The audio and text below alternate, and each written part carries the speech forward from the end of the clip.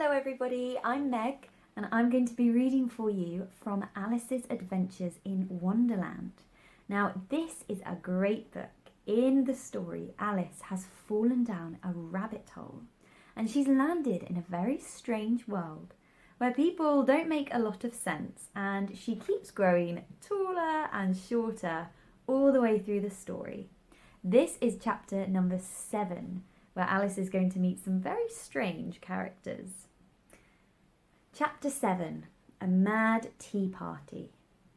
There was a table set out under a tree in front of the house, and the March Hare and the Hatter were having tea at it. A dormouse was sitting between them, fast asleep, and the other two were using it as a cushion, resting their elbows on it and talking over its head. Very uncomfortable for the dormouse, thought Alice, only as it's asleep, I suppose it doesn't mind. The table was a large one, but the three were all crowded together at one corner of it. "No room! No room!" they cried out when they saw Alice coming. "There's plenty of room," said Alice indignantly, and she sat down in a large armchair at one end of the table. "Have some wine," the March Hare said in an encouraging tone. Alice looked all round the table, but there was nothing on it but tea. "I don't see any wine," she remarked. "There isn't any," said the March Hare. "Then it wasn't very civil of you to offer it," said Alice angrily. "It wasn't very civil of you to sit down without being invited," said the March Hare. "I didn't know it was your table," said Alice. "It's laid for a great many more than 3. "Your hair wants cutting," said the Hatter. He'd been looking at Alice for some time with great curiosity, and this was his first speech. "You should learn not to make personal remarks," Alice said with some severity.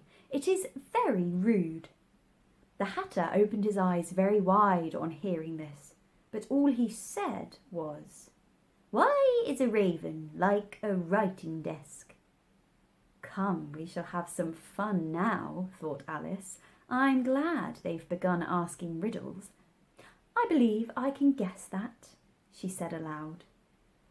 "Do you mean that you think you can find out the answer to it?" said the March Hare. "Exactly so," said Alice.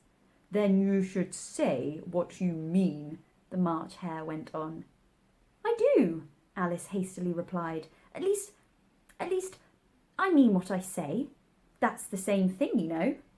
"Not the same thing a bit," said the Hatter. "You might as well say that I see what I eat is the same thing as I eat what I see."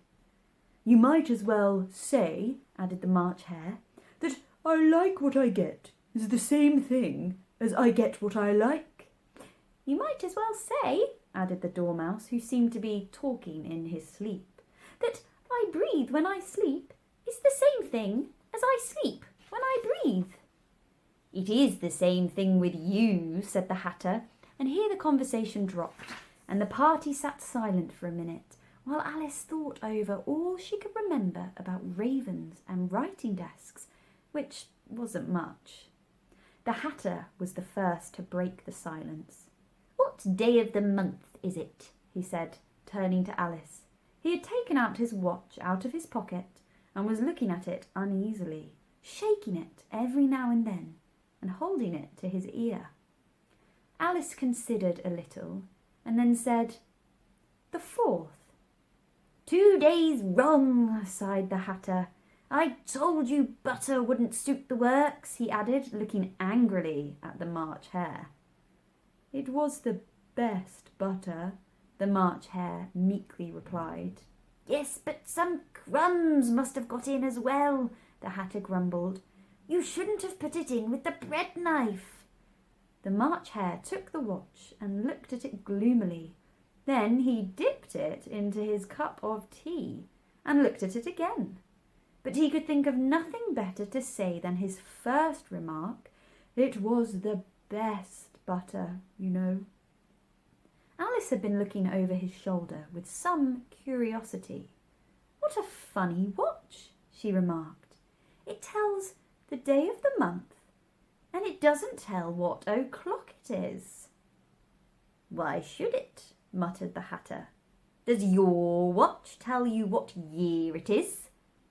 "Of course not," Alice replied very readily, "but that's because it stays the same year for such a long time together."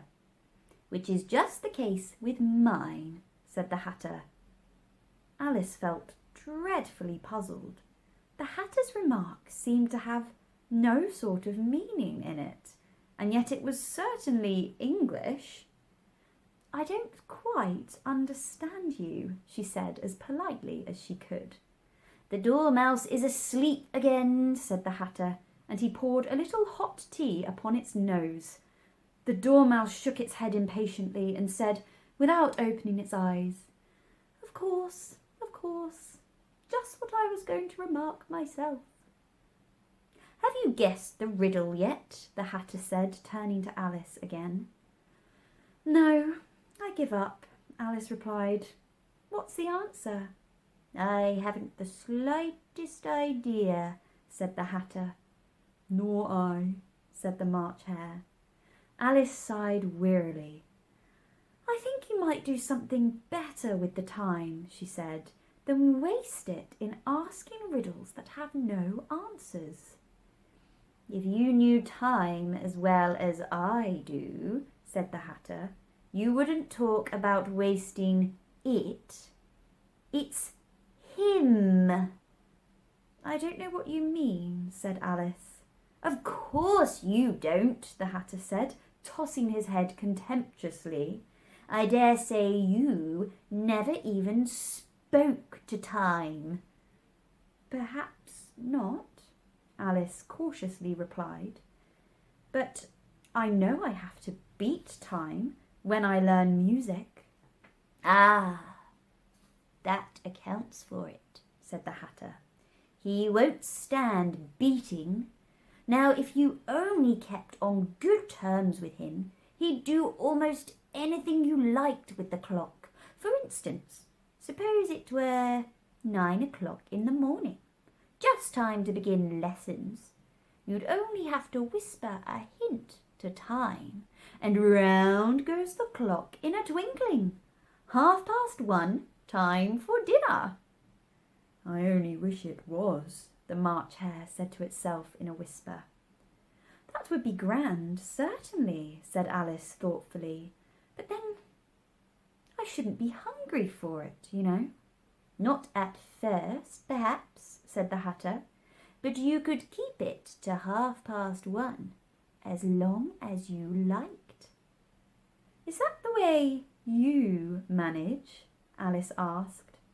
The Hatter shook his head mournfully. "Not I," he replied. "We quarrelled last March, just before he went mad. You know," pointing with his teaspoon at the March Hare. "It was at the great concert given by the Queen of Hearts, and I had to sing 'Twinkle, twinkle, little bat, how I wonder what you're at.' You know the song, perhaps?"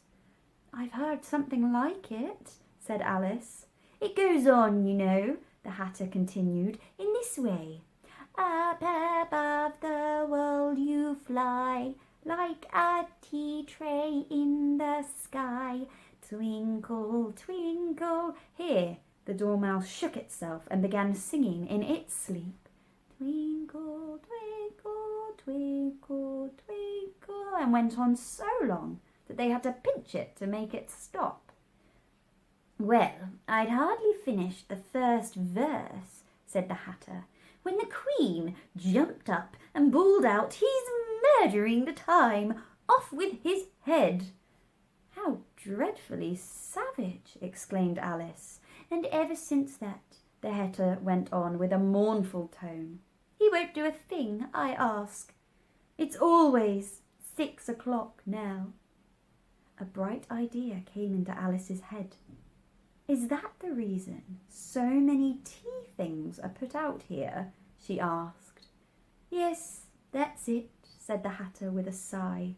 "It's always tea time. and we've no time to wash the things between whiles." "Then you keep moving round, I suppose," said Alice. "Exactly so, as the things get used up.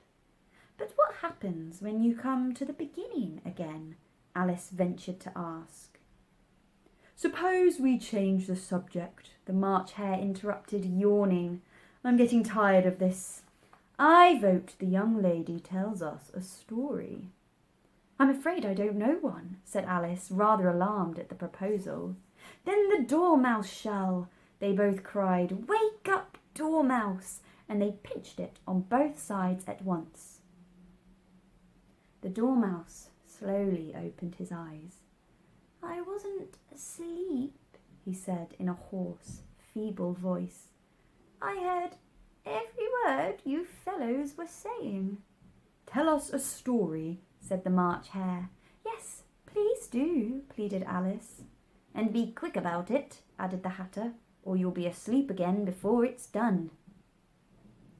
"Once upon a time there were 3 little sisters," the Dormouse began in a great hurry, "and their names were Elsie, Lacey and Tilly, and they lived at the bottom of a well." "What did they live on?" said Alice, who always took great interest in questions of eating and drinking. "They lived on treacle," said the Dormouse after thinking a minute or two. "They couldn't have done that, you know," Alice gently remarked. "They'd have been ill." "So they were," said the Dormouse. "Very ill." Alice tried to fancy to herself what such an extraordinary ways of living would be like, but it puzzled her too much, so she went on. "But why did they live at the bottom of a well?" "Take some more tea," the March Hare said to Alice very earnestly. "I've had nothing yet," Alice replied in an offended tone, "so I can't take more." "You mean you can't take less?" said the Hatter. "It's very easy to take more than nothing." "Nobody asked your opinion," said Alice. "Who's making personal remarks now?" the Hatter asked triumphantly. Alice did not know quite what to say to this, so she helped herself to some tea and bread and butter, and then turned to the Dormouse and repeated her question. Why did they live at the bottom of a well? The Dormouse again took a minute or two to think about it, and then said, "It was a treacle well." "There's no such thing," Alice was beginning very angrily, but the Hatter and the March Hare went shh, shh, and the Dormouse sulkily remarked, "If you can't be civil, you better finish the story for yourself." "No, please go on," Alice said very humbly. "I won't interrupt again. I dare say there may be one." "One indeed," said the Dormouse indignantly. However, he consented to go on. "And so these 3 little sisters, they were learning to draw, you know." "What did they draw?" said Alice, quite forgetting her promise. "Treacle," said the Dormouse, without considering at all this time. "I want a clean cup," interrupted the Hatter. "Let's all move one place on." He moved on as he spoke, and the Dormouse followed him. The March Hare moved into the Dormouse's place, and Alice, rather unwillingly, took the place of the March Hare. The Hatter was the only one who got any advantage from the change, and Alice was a good deal worse off than before, as the March Hare had just upset the milk jug onto his plate. Alice did not wish to offend the Dormouse again, so she began very cautiously. "But I don't understand. Where did they draw the treacle from?" "You can draw water out of a water well," said the Hatter, "so I should think you could draw treacle out of a treacle well. Eh, stupid?" "But they were in the well," Alice said to the Dormouse, not choosing to notice this last remark. "Of course they were," said the Dormouse. "Well in." The answer so confused poor Alice that she let the Dormouse go on for some time without interrupting it. "They were learning to draw," the Dormouse went on, yawning and rubbing its eyes, for it was getting very sleepy. "And they drew all manner of things, everything that begins with an M." "Why with an M?" said Alice. "Why not?" said the March Hare. Alice was silent. The Dormouse had closed its eyes by this time and was going off into a doze, but on being pinched by the Hatter, it woke up again with a little shriek and went on. "That begins with an M, such as mousetraps, and the moon, and memory, and muchness. You know, you say things are much of a muchness. Did you ever see such a thing as a drawing of a muchness?" "Really, now you ask me," said Alice, very much confused, I don't think—" "Then you shouldn't talk," said the Hatter. This piece of rudeness was more than Alice could bear. She got up in great disgust and walked off. The Dormouse fell asleep instantly, and neither of the others took the least notice of her going, though she looked back once or twice, half hoping that they would call after her. The last time she saw them, they were trying to put the Dormouse into the teapot. "At any rate, I'll never go there again," said Alice as she picked her way through the wood. "It's the stupidest tea party I was ever at in all my life." Just as she said this, she noticed that one of the trees had a door leading right into it. "That's very curious," she thought, "but everything's curious today. I think I might as well go in at once," and in she went.